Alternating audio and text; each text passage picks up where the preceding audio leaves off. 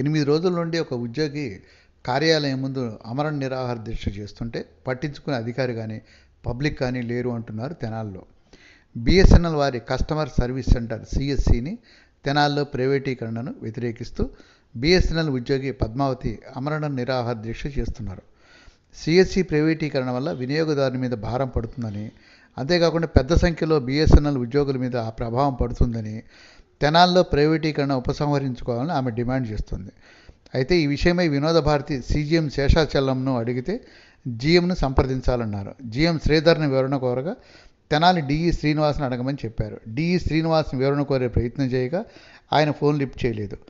జాతీయ స్థాయి పాలసీ వల్ల ప్రైవేటీకరణ జరిగిందని తెలుస్తోంది.